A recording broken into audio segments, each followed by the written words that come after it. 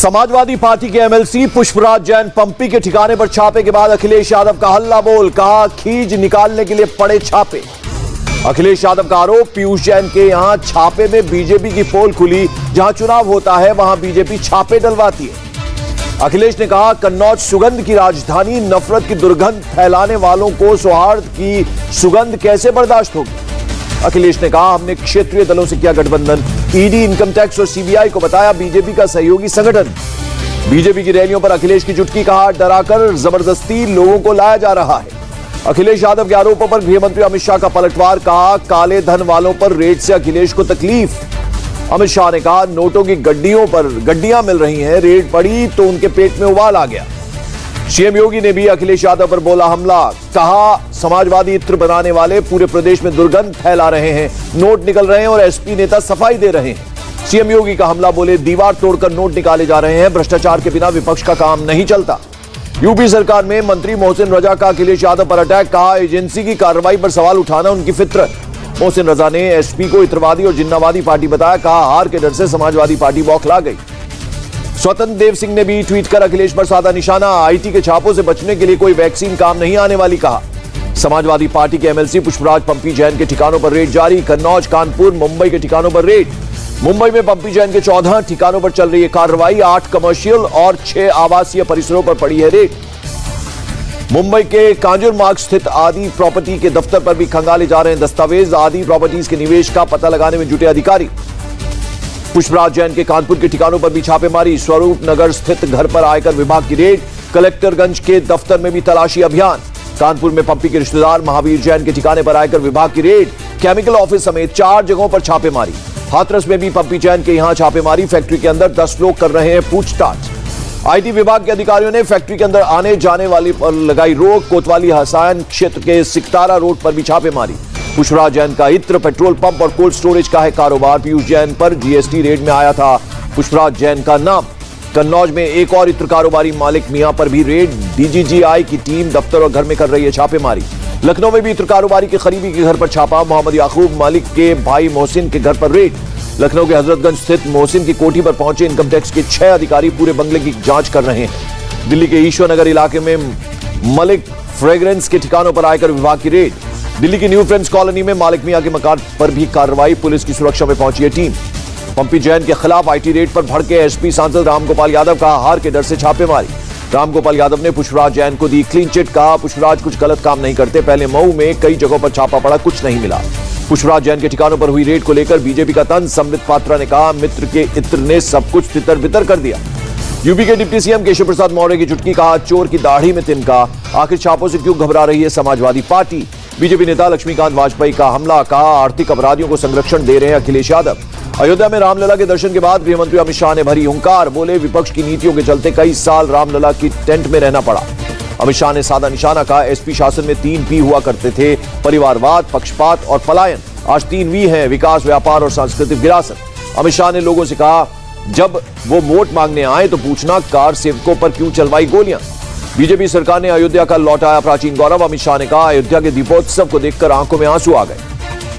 चुनाव से पहले समाजवादी पार्टी को झटका, पुराने नेता और एमएलसी शतरुद्र प्रकाश बीजेपी में शामिल। पंजाब के पटियाला में दिल्ली के सीएम केजरीवाल का शांति मार्च, तिरंगों से पटा पूरा इलाका। महाराष्ट्र में फिर शुरू हुई पोस्टर पॉलिटिक्स। मुंबई में नितेश राणे की गुमशुदगी के पोस्टर्स लगे, नाराज राणे समर्थकों ने फाड़े पोस्टर्स। कर्नाटक शहरी स्थानीय निकाय चुनाव में बीजेपी को लगा बड़ा झटका, कांग्रेस सबसे बड़ी पार्टी के रूप में उभरी, 1184 सीटों में से करीब 500 सीटें जीती। सार्वजनिक जगहों पर नमाज अदा करने पर बोले हरियाणा के सीएम मनोहर लाल खट्टर, कहा नमाज को ताकत दिखाने का जरिया न बनाएं।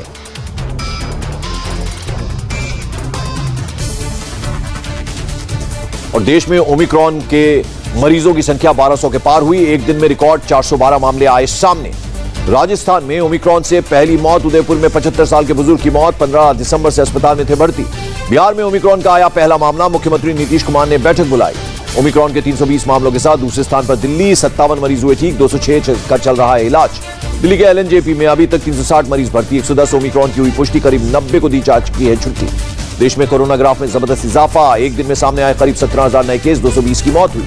दिल्ली में कोरोना के नए मामलों ने तोड़ा 7 महीने का रिकॉर्ड, 24 घंटे में 1313 नए केस, पॉजिटिविटी रेट 1.73% पहुंची। महाराष्ट्र के राजस्व मंत्री बालासाहब थोराट हुए कोरोना पॉजिटिव, थोराट में कोई लक्षण नहीं। मुंबई से सटे खंडाला लोनावाला में नए साल के जश्न को लेकर सख्ती, होटल बंगला किराए पर देने पर होगी कार्रवाई। कोरोना केसेस बढ़ने के बाद महाराष्ट्र सरकार की नई गाइडलाइंस, खुले या बंद जगह पर समारोह के 50 लोगों के शामिल होने की सीमा तय। कोरोना और ओमिक्रॉन केस बढ़ने के बाद मुंबई पुलिस का बड़ा फैसला, लोगों के शाम 5 बजे से सुबह 5 बजे तक सार्वजनिक जगहों पर जाने की रोक लगी। अब मुंबई में खुले मैदान, पार्क, समुद्र तट पर लोगों के जमा होने पर रहेगी पाबंदी। आदेश आज से 15 जनवरी तक लागू हुआ। नए साल पर गुरुग्राम में नाइट कर्फ्यू लागू, रात 11 बजे से सुबह 5 बजे तक घर से बाहर निकलने पर पाबंदी, सिर्फ जरूरी सेवाओं पर छूट। पुडुचेरी में आज रात 11 बजे से सुबह 5 बजे तक के लिए नाइट कर्फ्यू लगा। वैकुंठ एकादशी पर मिलेगी रियायत। मोदी सरकार पर राहुल गांधी का हमला, कहा वैक्सीनेशन का वादा नहीं हुआ पूरा। आज साल का आखिरी दिन, देश अब भी वैक्सीन से दूर। दुनिया के 121 देशों में फैला ओमिक्रॉन, 3,30,000 से ज्यादा मामले, 59 लोगों की मौत हुई। रूस में कोरोना से मौत का डराने वाला आंकड़ा आया सामने। नवंबर में कोरोना से 87,500 लोगों की हुई मौत। इजराइल में कोरोना वैक्सीन की चौथी डोज देने की तैयारी, ऐसा करने वाला दुनिया का पहला देश बना। इजराइल पहुंची फाइजर की दवा पैक्सलोविड की पहली खेप, पैक्सलोविड खाने वाली कोरोना मेडिसिन। इटली में कोविड जांच कराने वाले हजारों लोग पहुंचे कोविड सेंटर, सैकड़ों गाड़ियों की लगी कतार।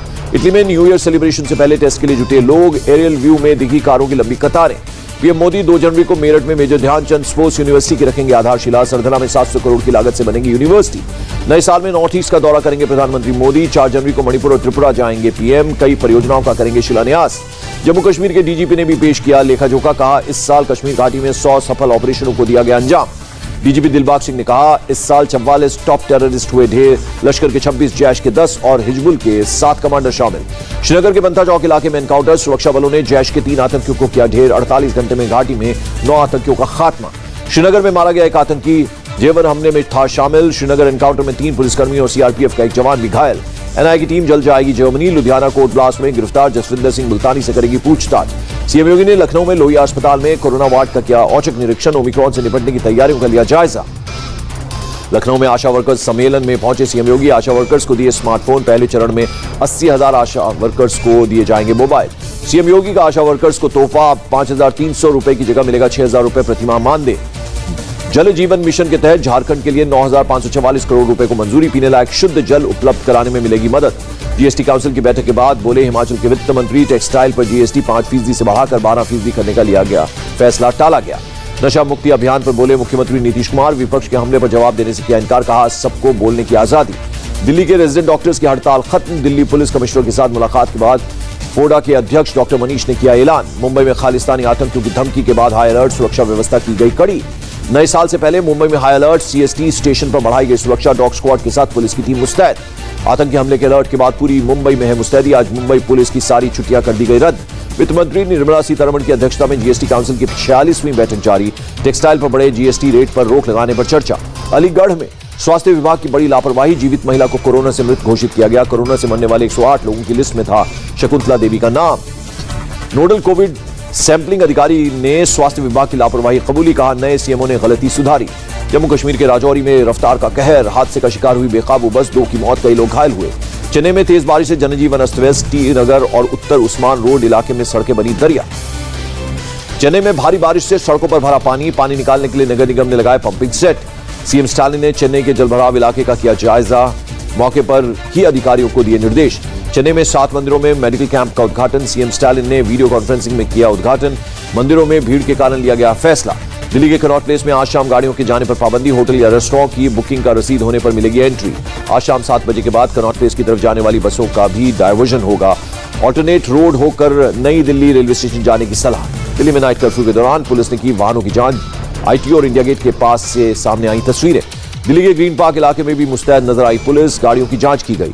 नए साल का जश्न मनाने बड़ी संख्या में गोवा पहुंचे पर्यटक, कार्यक्रम में शामिल होने के लिए कोविड-19 नेगेटिव रिपोर्ट और वैक्सीन की दोनों डोज का सर्टिफिकेट अनिवार्य।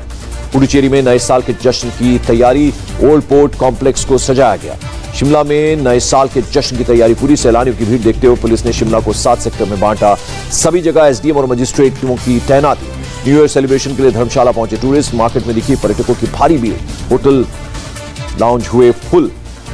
पटना में भी नए साल के जश्न की तैयारी, पाटलिपुत्र एस्कॉटिका में कार्यक्रम में 300 लोगों को शामिल होने की इजाजत। पटना में ट्रैफिक पुलिस कर्मियों पर लगाया गया बॉडी कैमरा, ट्रैफिक रूल पालन करवाने में होगी आसानी, लोगों की बदसलूकी की भी खुलेगी पोल। नए साल से पहले उधमपुर में सुरक्षा व्यवस्था चाक चौबंद, शहर में गाड़ियों की सघन तलाशी। पंजाब में कोहरे और ठंड के बीच भारत पाकिस्तान सीमा पोस्ट पर बीएसएफ के जवानों की पेट्रोलिंग, इलाके में बढ़ाई गई मुस्तैदी। केरल में मकरविकुल्लू उत्सव के लिए खोला गया सबरीमाला मंदिर, भारी संख्या में पहुंचे श्रद्धालु। यूपी के मिर्जापुर में पकड़ी गई गांजे की खेप, करीब 1.5 क्विंटल गांजा जब्त। शाजापुर पुलिस ने अंतर जनपदीय चोर के गैंग को पकड़ा, 6 गिरफ्तार, अवैध असलहा बरामद। मैनपुरी में तमंचा बनाने की फैक्ट्री का भंडाफोड़, कई बने और अधबने तमंचे और राइफल बरामद, 1 गिरफ्तार। आगरा में बदमाशों से पुलिस की मुठभेड़, जवाबी कार्रवाई में एक बदमाश को लगी गोली, पुलिस ने 3 बदमाशों को गिरफ्तार किया। प्रयागराज में चाट विक्रेता समेत 4 लोगों को गोली मारने का सीसीटीवी फुटेज आया सामने, एक शख्स दौड़ा दौड़ कर फायरिंग करता दिखा। आबकारी विभाग के निलंबित सिपाही और उसके भाई पर गोली मारने का आरोप, पुलिस ने केस दर्ज कर आरोपियों की तलाश तेज की।